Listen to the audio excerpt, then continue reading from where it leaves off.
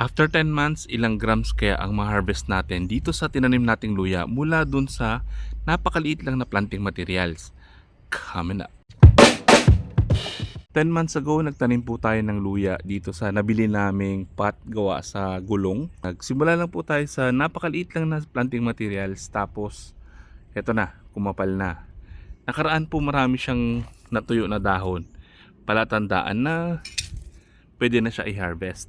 Ganun po katagal bago tayo makapag-harvest ng luya. Inaabot siya ng 8 to 10 months. Tapos makikita niyo po yung mga signs na ganito, no? Natutuyo na, ayan, no? Marami nang natuyo. Yung iba nga po pinutulan namin eh. Yung iba natanggal na lang ito. Ayan. So pagka ganyan, pwede na pong i-harvest yung luya.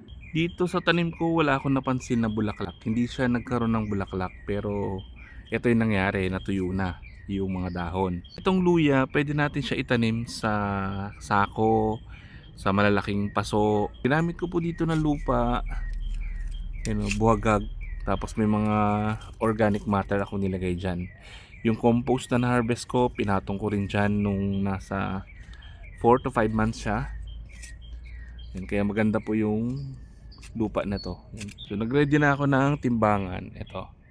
Susukatin natin yung ma-harvest natin. Pwede na natin siyang bunutin. Tigas pala. Nababali yung ano, yung putol. Yan, kasi sobra na yung ano, araw niya.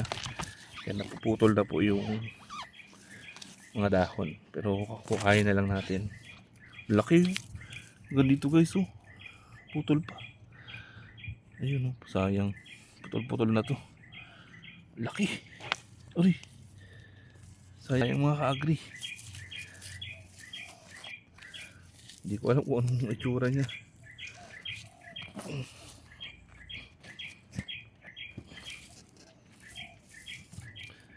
Ito pa. Try natin bunutin. Puputol. Tagalin na lang natin yung mga dahon. Putol-putol na. Sayang. Taripunin natin.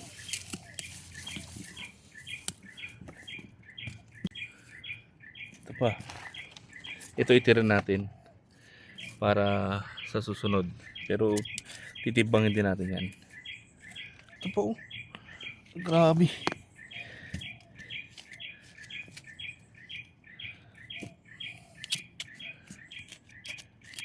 Grabe laki ka-agri. Ito, oh. Uy. Hindi na mabunot.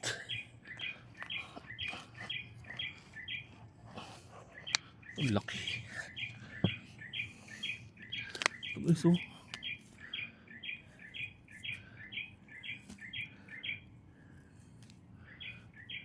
Putol na siya. Ito pa.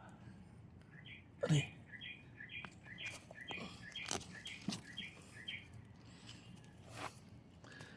Ito pa.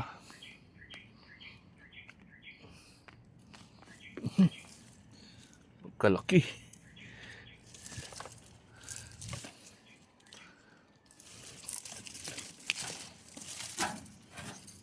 Sama na natin to. Meron pa ba?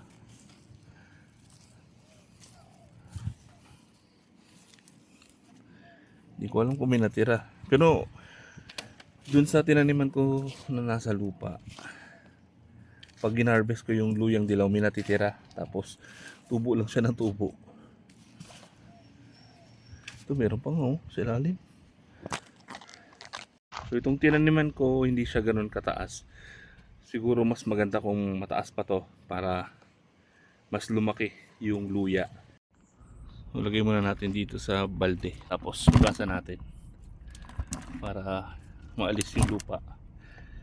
Kaya luya lang yung matimbang natin. Hindi ko alam. Ito meron pa. Maliliit pa na, putol-putol na. Wala na ba? Yan. Hugasan na natin para matanggal yung lupa. Laki na ng ugat niya guys, eh.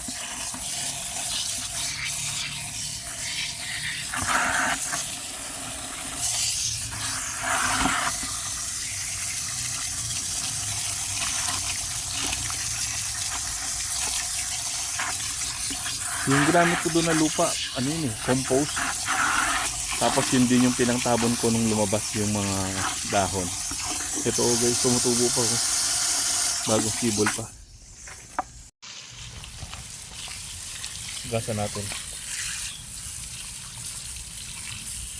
Lalaki. Parang giant yata ito. Yung variety na naitanim natin. Kaya malalaki yung katawan.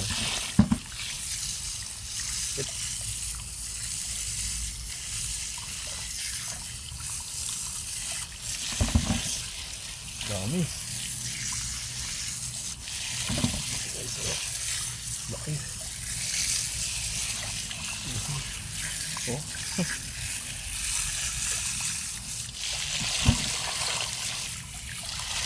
Kung maliliit, ibabalik natin. Itatanim natin ulit. Alisin ko lang po yung mga ugat para luya lang talaga yung matimbang natin. Hindi naman kasi kasama to sa tinitimbang. Dami.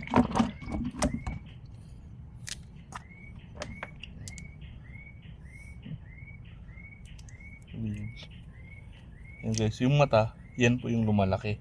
Tapos humahaba siya ng humahaba. Kaya yung technique doon, tinatakpan po yung mga dahon na lumalabas. Yan, pagka lumabas siya dyan, at lumabas po ito sa lupa, takpan nyo para lumaki ng lumaki yung ano, laman sa loob. Ito, natin.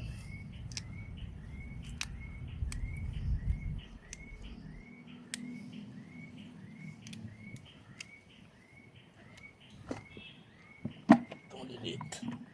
Ito naputol lang, sayang. Yan. So ngayon timbangin na natin. Ito po na 0-0 ko na.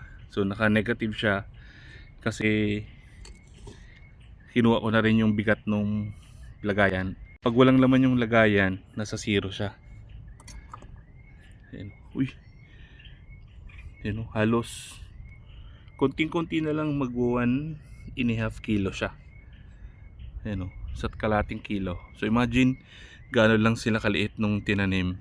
Tapos nakaproduce tayo ng 1 kilo at kalahati dito lang sa isang taniman natin.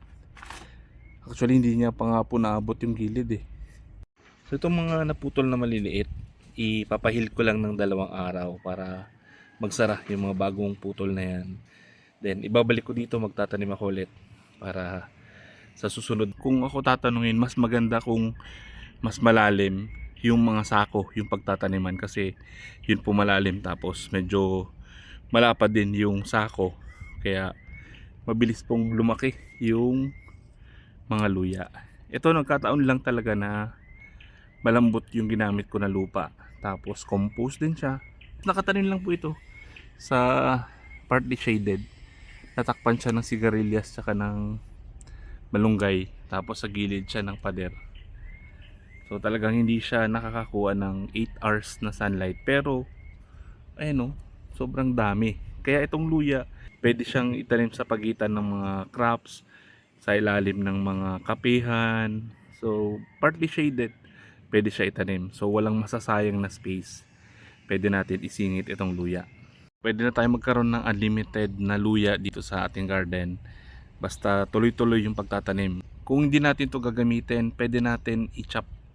Putulin lahat yung mga usbong na to, tapos ihil natin ng 2 araw.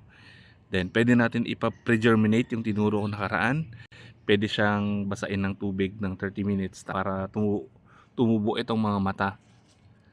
Yan. Pwede rin itanim na diretso.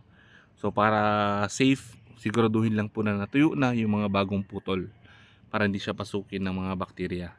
Tapos i-disinfect yung pagtataniman. Ang na-harvest natin isa't kalahating kilo. So kung tig 50 pesos per kilo, meron tayong 75 pesos sa isang ganito lang. So kung marami kayong pinagtaniman, maraming sako yung ginamit ninyong taniman ng luya, so pwede nyo pong i-multiply doon. And kung mas mataas yung bilihan, hindi lang 50 pesos, Kung mas mataas pa, mas malaki pa yung kikitain ninyo. And kung mas loose pa yung lupa, mas malaki yung pinagtaniman, mas malaki rin po yung bunga ng luya. So maraming factors na nakakaapekto. Pero on average, maganda yung production ng luya. Hindi siya alagain, tapos pwede siyang isingit sa pagitan ng mga tanim. Ito yung isa sa pinaka madaling itanim, magandang pag-investan. Meron kang hihintayin na long term, pwede siyang investment. Hintay ka lang ng mga 8 to 10 months, meron ka ng maha-harvest na luya. Kung sa tingin nyo po nakatulong information na to, palike naman, and sana po tulungan nyo rin kami i-share yung mga information para makatulong tayo sa iba. Maraming salamat po. Happy farming!